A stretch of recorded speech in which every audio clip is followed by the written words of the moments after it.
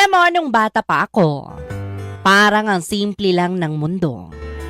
Wala pa akong masyadong iniintindi at lahat ng bagay ay parang laro lang.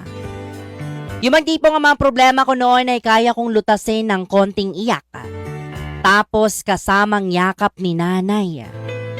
Dati kapag tumatakbo ako sa bukid ay parang wala akong ibang aalalahanin sa buhay. Yung mga tipong iniisip ko na lang kung bakit kaya umiiyak yung kalabaw.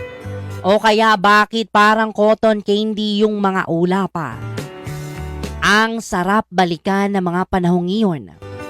Yung tipong walang stress, walang pressure, walang kailangang isipin kundi anong oras ako tatawagin ni nanay para kumain. Wala pa akong pakialam sa mga bayarin, sa trabaho, o di kaya anong mangyayari sa kinabukasan ko. Ang mundo ko noon ay maliit pa.